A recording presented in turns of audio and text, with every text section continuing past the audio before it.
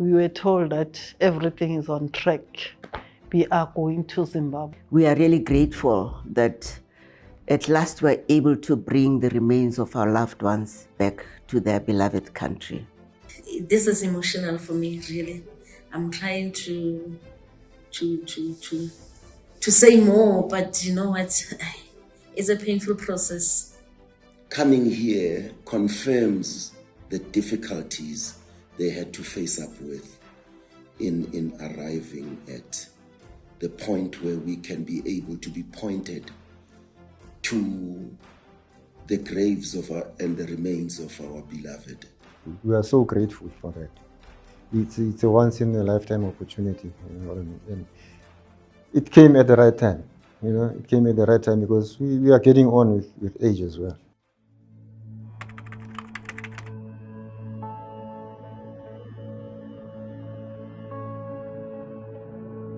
As we march into the theater of war, we are required to clearly answer one question which determines the nature of our struggle. In whose interest should the state power be wielded? This is a rallying call, which can only be supplied by the battlefield. Our patience have run out. We must fight to restore the usurped land. Our sons and their sons will carry on the fight where we leave off until victory is won, until an Africanist socialist democracy is established in our land. It must be Africanist because nationalism demands that the interests of the indigenous people to whom the land belongs should dominate over those of aliens. It must be socialist because interests of the workers whose contributions to the wealth of the country is more significant should dominate those of their private employers.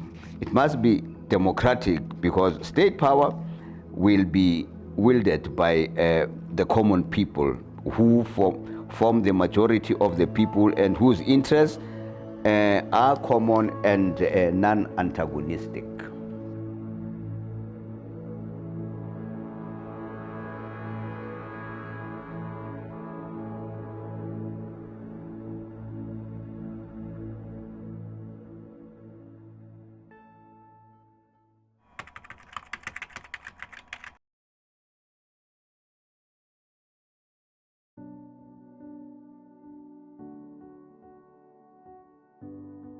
President Ramaphosa has, I think in 2022, 2021, promised that he's going to bring back the remains of Basil February, the remains of Duma Nokwe, the Secretary General of the ANC, the youngest one.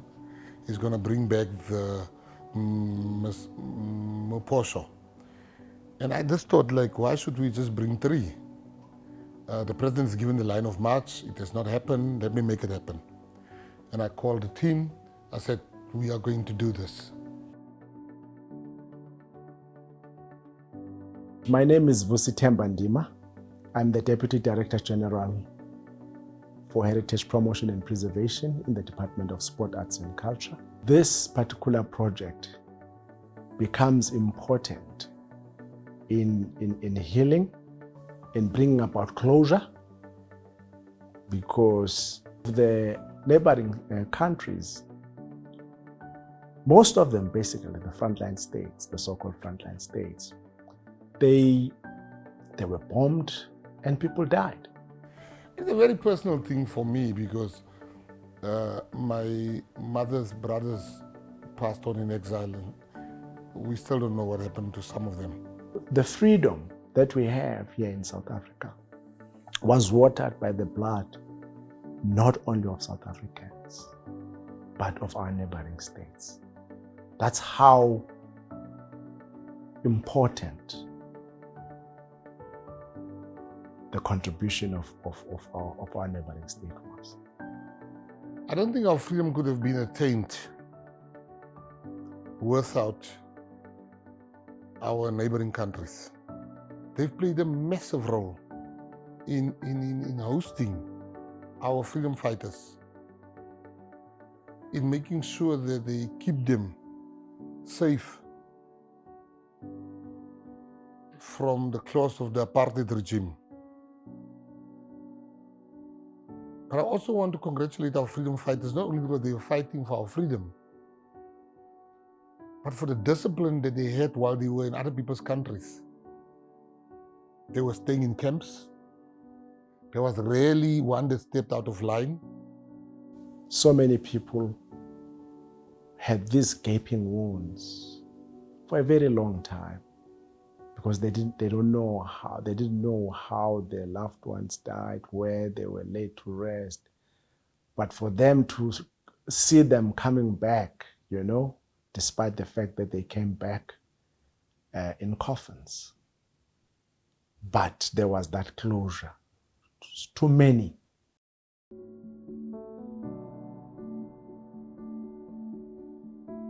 My name is Madeleine Fullard. I'm the head of the Missing Persons Task Team in the National Prosecuting Authority of South Africa, which falls under the Department of Justice. And the Missing Persons Task Team was set up in terms of the recommendations of the Truth and Reconciliation Commission, the TRC, which specified that government must continue tracing the fate and whereabouts of people who disappeared in political circumstances between 1960 and 1994. And while we have largely worked inside the country, we also had a lot of cases outside South Africa's borders, plus the wider exile losses, people who died while in exile in that period. So we are now working together with other departments on the Exile Repatriation project. The Missing Persons Task Team, their role is to mainly has been to trace missing persons, missing because they're missing from their families, and also the fact that their graves were not known where they're buried.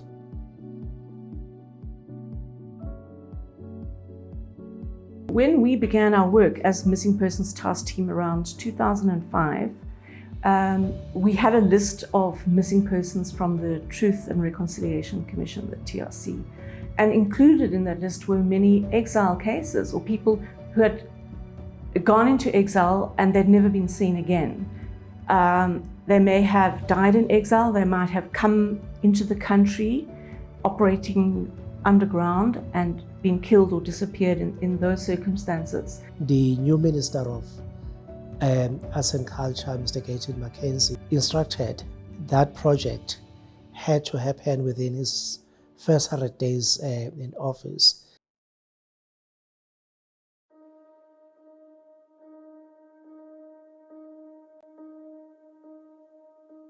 As we began doing our work, more and more families came forward saying, our loved ones, our son, our brother, our sister left the country in this year and we've never seen them again. And that was really challenging because at the time we didn't really have a mandate to work internationally, outside the borders of the country. So there was very limited work we could do on the exile cases. But we began basically lobbying and saying, look, we think it's possible to recover the remains of those who died in exile. We won't recover everybody, but that doesn't mean we shouldn't recover.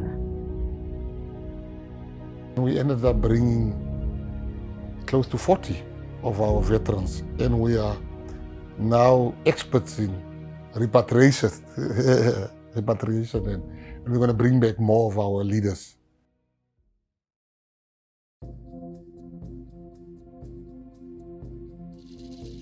Missing Persons Task Team, we're quite small. We are only 6 people at the moment, although we were once 8. With this project, then due to their expertise of having done exhumations within the country and also having forensic anthropologists within their team that are specially trained to deal with skeletonized human remains and be able to do biological profiles, be able to sort of study the skeletal remains and establish the possible cause of death. So that's how the Missing Persons Task Team came to occupy quite a significant role within this technical task team. We have a investigation wing and a forensic anthropology wing. So we have two forensic anthropologists, that's Claudia Bisso from Argentina and Dr. Kavita Laka, who is South African. You see these people, Madeleine Fuller, I mean, they're just ordinary people. They're happy, they can relate with you. And you get amazed. What cures them? Because for me, I do not think that I will be able to just be normal. At the moment, we've got 3 forensic investigators, and the one is Ambrose Ndlovu. The second is John Maelane, and they were both actually in exile themselves, and that really brings particular strengths to their understanding. They were also politically engaged in the country before going into exile, so they have both the richness of knowledge of the local and exile. So that's their particular strengths. And we also have Billy Motsileng, who is a little bit younger, and he was inside the country during the years of political protest and political repression. And so all of them have kind of unique insights, and that's really the strength that they bring to our team. Working together with SAHRA's Repatriation and Restitution Office and SAHRA's communications team for documentation of those exhumations, documenting the graves prior and during the exhumation process and any other activities that are related to the exile repatriation project. I really have respect for colleagues in the Missing Person Task Team. Serious respect, because look, I was not part of exhumation. I went there, they were doing, I would go, but they were doing the actual work of exhumation.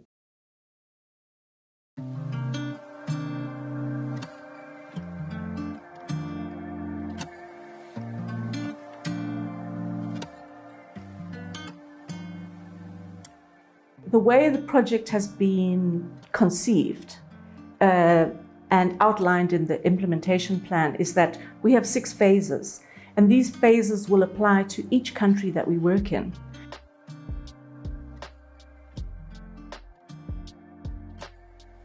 With the phase of the project implementation, then we decided to focus on those 2 countries as we do the country-to-country approach. We began with the grave mapping phase, which was done in November 2023. And within that phase, we positively identified 35 graves in Zambia.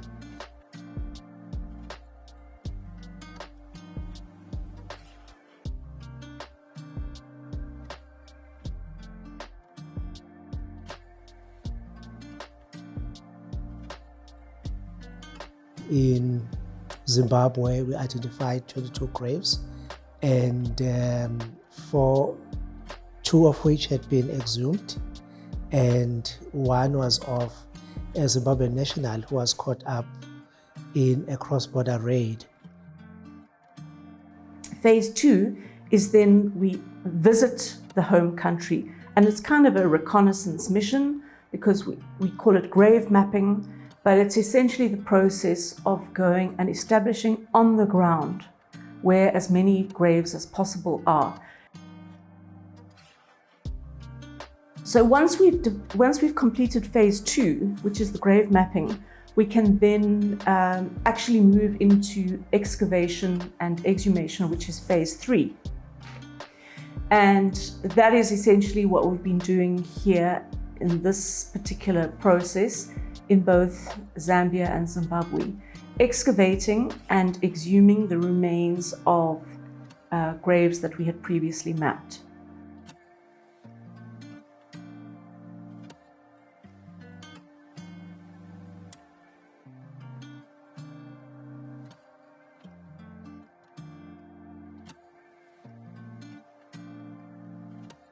Essentially, we have completed phase 3 for Zambia and Zimbabwe.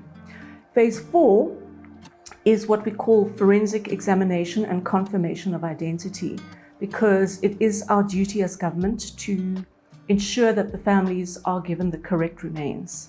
Because if we are working in a cemetery where there are records and where there's grave numbering, you can be pretty confident in your assessment.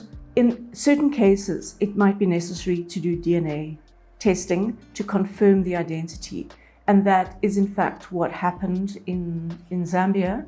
We felt that there were 6 cases where, because of the state of the cemetery and the lack of complete records, that it was a little speculative and that we needed to have DNA confirmation of identity. So these are all complexities and factors that go into why we have to have phase 4, which is forensic examination and confirmation of identity.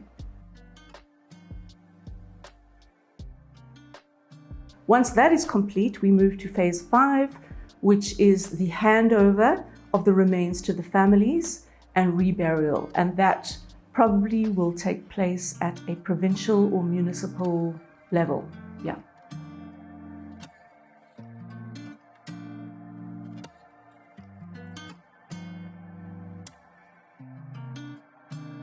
The final phase is what we call memorialisation, and it's essentially answering the question, how do we remember those who were driven out of the country by political repression, who lost their citizenship? How do we reincorporate them as citizens? How do we remember them, and particularly remember their sacrifices? So we need to look at working with the host countries to look at ways of commemorating that shared history of those lives that were lost, and as well working with municipalities and provinces to look at ways of remembering those people who gave their lives in the struggle for freedom and democracy.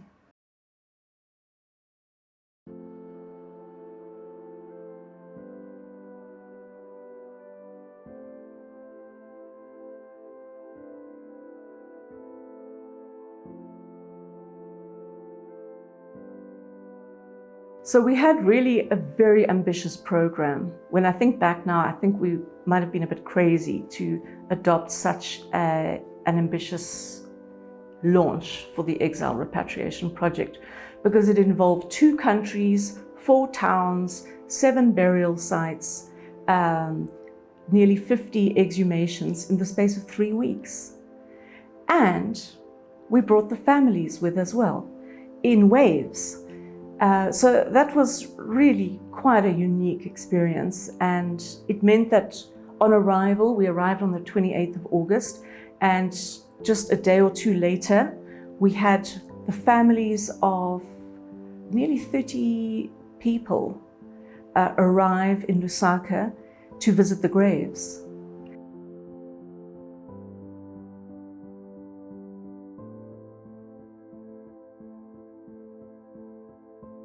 Going with families to Lusaka, just having conversations with them. And many of them at that particular point in time beginning to say, are these guys serious about this? Is this thing gonna happen? But when we got there, and of course, with all the protocols that we had to try and we had to adapt to. Those who were in Zambia, some of you would remember that we only got to the graves around 4 because we had to also observe some protocols in terms of traditional healing and the like. But when we got to the graves and the feeling that you could see how people went through some emotional transformation of some sort, when they said, this is the grave of my brother. This is it. And some of them just breaking down and crying. And, I think that had I not been part of that journey, I would have been deprived of this experience.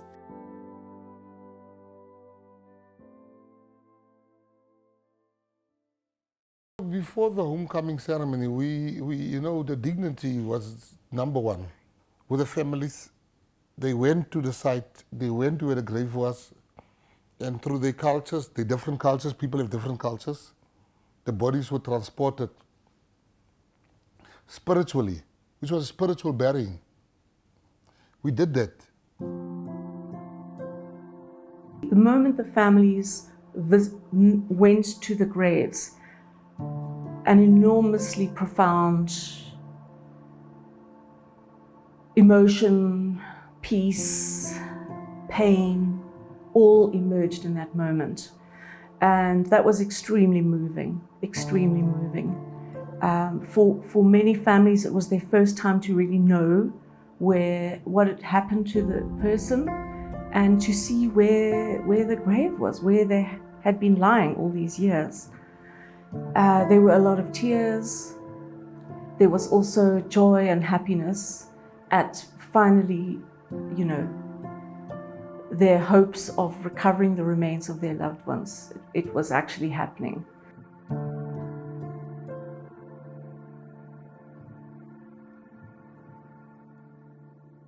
My name is Bonke Mkondo. I'm representing the family of Johannes Daudau, our father, who left South Africa around 1963. My name is Josephine Mbele from Soweto, Orlando West. The reason for my visit here was to take back home the remains of my uncle being Thabo Guluva Mbele and her daughter Masechaba Mbele.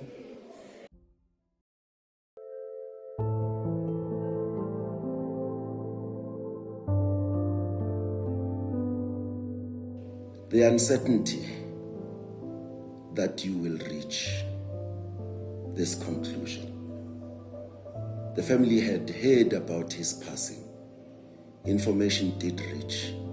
However, conditions were not so favorable that we could attend the way we would have, just like the many other families. Economic situations were not favorable.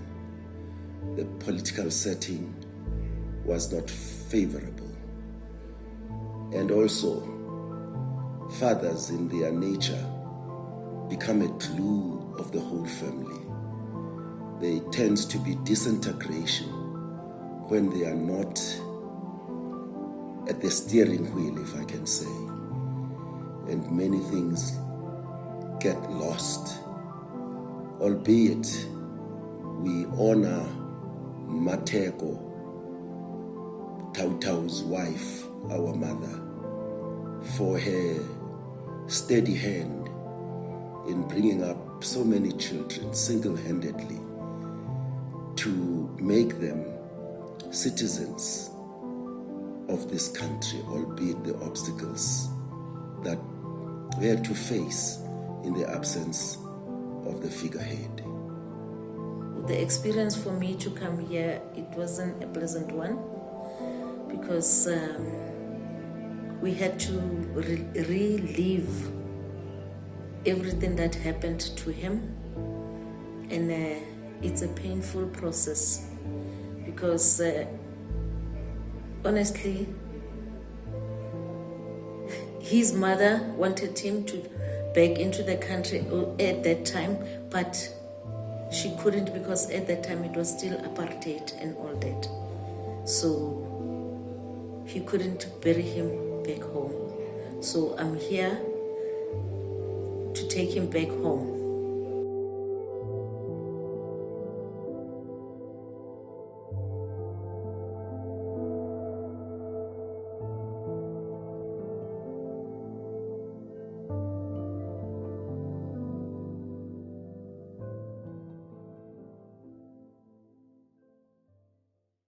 you know, the privilege that one has had to lead the delegation first to Lusaka, meeting with the officials there, government officials, and explaining our mission, but also even before explaining our mission, just thanking them, you know, and thanking the entire nation for what they did for us. And also our intentions there to repatriate. And of course, there are rules and regulations that are followed there. We had to also request that they assist us in ensuring that we meet the deadlines. They did whatever it took to ensure that they followed all the processes, you know, to allow us to start working on the graves. Our team, the Missing Person Task Team from the Department of Justice, from the NPA. It was amazing.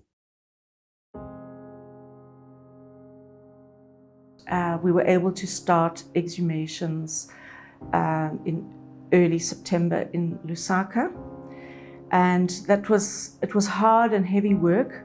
It was hot, extremely hot.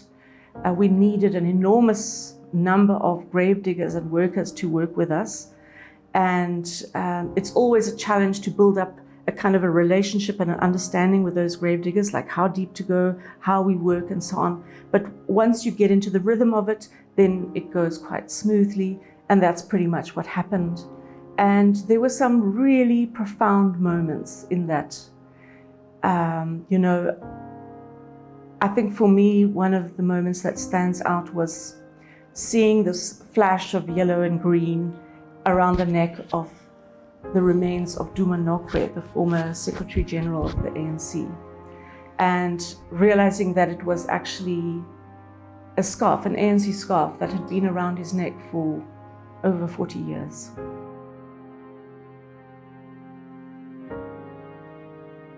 We proceeded, I think we worked for 4 days, and we managed to recover almost everybody that we were looking for.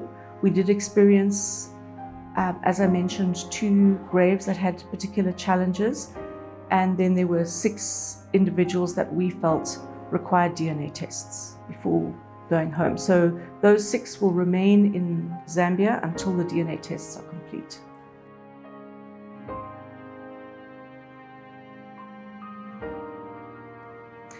And we then moved to Livingstone, and that was particularly meaningful for us as a team because we have worked on that case for very many years, and that is the case of 7 MK cadres who were killed on the 13th of September 1988. They were crossing the Zambezi River in a dinghy, and the dinghy was attacked by a hippo, and the dinghy overturned and 7 of the 8 drowned.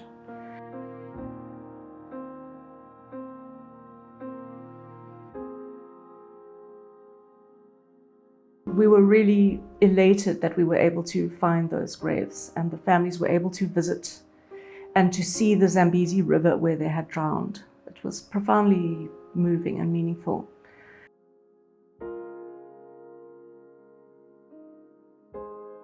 Fortunately, in Harare, we were blessed with excellent cemetery records and a very organized cemetery, the Warren Hill Cemetery.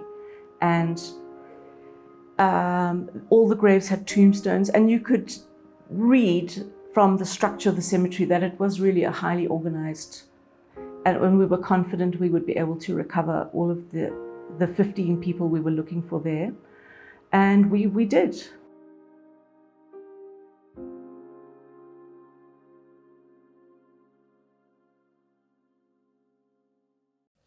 But when we also went to Bulawayo, that team drove all the way from Harare to Bulawayo to work with the South African team there. You can just see there the passion. You can see the commitment that was there. And it was not questionable at all. And the support that we got there was amazing from both countries, I must say. In Bulawayo, we were looking particularly at the casualties of the the ANC's 1967 Wankie campaign. And from previous research, we had been able to establish that at least 3 of the cadres who were killed in the Wankie campaign were buried in Bulawayo cemeteries.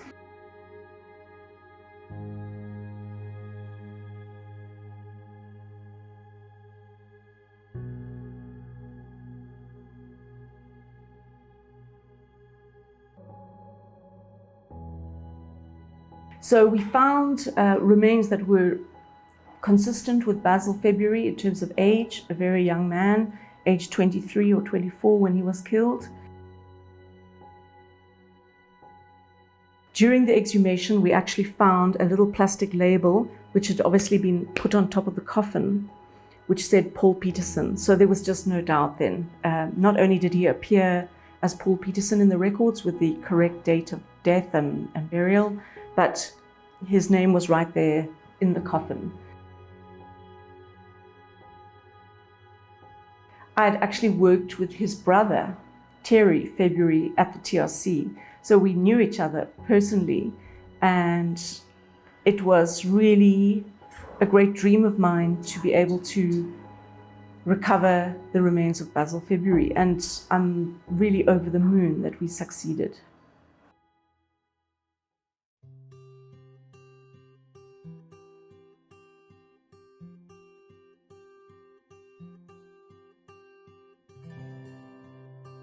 The Department of Sport, Arts and Culture played a massive role. The NPA tracing unit played a massive role. All the departments, this was not Mackenzie doing this, Minister Mackenzie, this was teamwork. And that just shows you when we work together, how much more can we achieve.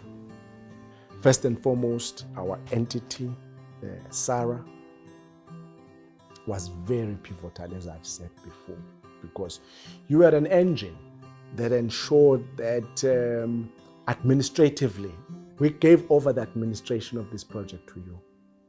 But also, I can't leave out Freedom Park with their role in terms of your spiritual repatriations. They came in very handy there.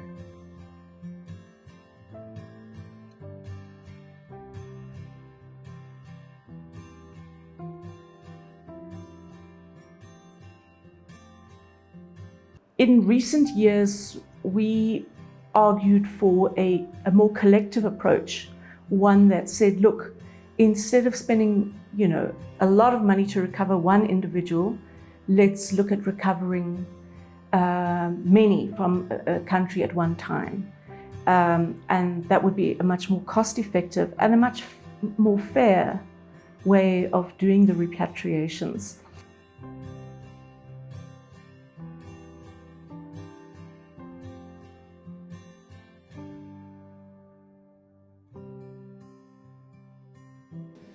It must have taken painstaking work. It must have taken a lot of dedication and time to coordinate and find GPSs in old, very old graves, and in the midst of that, find our beloved. They kept us all that while informed about what was going on, and we all those who did this work. It is a godly work. It is a noble work. May the department and the government, who endured everything to bring us to this point, be thanked heartily from the depths of our heart. And I believe I'm speaking for the many whoever I've interacted with during this trip, who expressed this feeling, a tragic comedy. Tears were shed by the gravesides, rituals were performed by the gravesides, and prayers were made. We think God has noted it, and He will open a different door for us to chart. But the future we shall walk with dignity, the future we shall walk with confidence and still have trust in the humanity of others and share the experience with the rest of whom we do. Of the many things to us that the government has done, good things that they have done, this to us is a crowning act. I want to thank SAHRA, as an entity. You said that the CEO passed her regard, and if you can indicate that, I've said also thank you to her, and thank you to the chairperson, to the board members of SAHRA.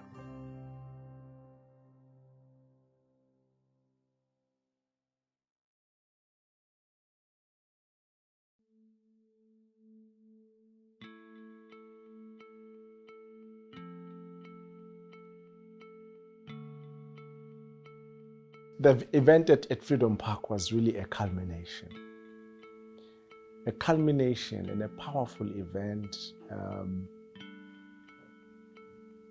Remember that we had a number in mind of who was going to be there. But I can tell you, we oversubscribed. The president was the keynote speaker, as it should be. The families all. It was a full circle moment for many of us. I remember the day before, I was working closely with one colleague in the president, Mr. Mahlasela. Suddenly, they got a call that former President Mbeki is coming. And I was like, hey, how are we going to manage this? And he says, I remember what he said to me. He said, no, don't worry. You are seeing this as a problem. This is a good problem for us. The fact that you have got the former head of state coming here, for us, is very good. And it just twisted my mind, because I was like saying, oh, how are we going to manage, this and that, But I think that we're oversubscribed because people saw the value of this, saw the importance of the homecoming ceremony. And I think that it happened with dignity.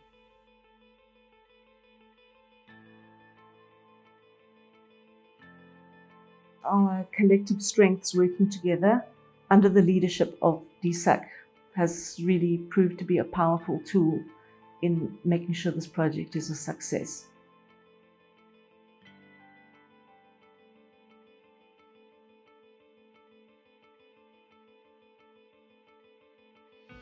When you take it to the communities, it becomes more emotional, more intense, because this is the person they knew. This was the commander. This was the person that they ran away together from the cops. These are the people that they have memories of.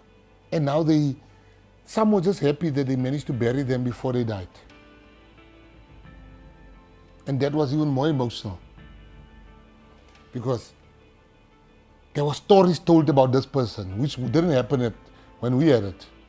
But when they're home, it's like where I'm from, people can tell you stories that you might not know.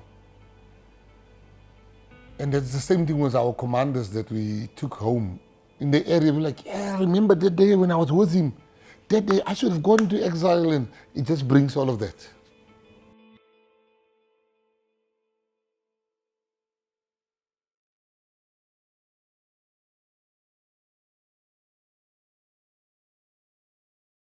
As news of this campaign has filtered into the media, we're getting calls from families, Tanzania, Angola, Uganda, and so on. And so we need to begin phase 1, 2, and 3 for Angola, and so on, and move systematically through the countries.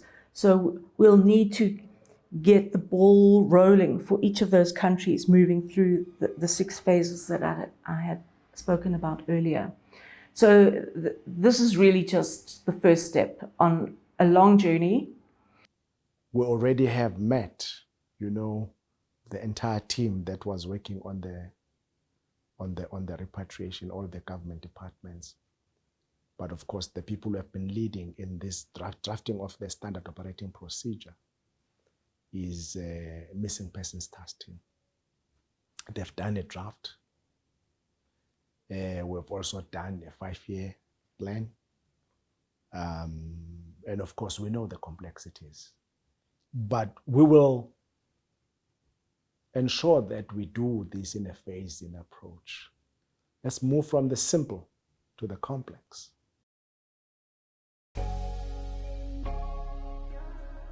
We will have successes, we will have failures. And I think as long as the families know that we are going to make the best possible efforts to locate the remains of their loved ones, and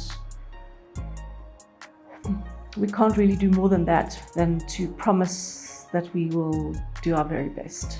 Yeah.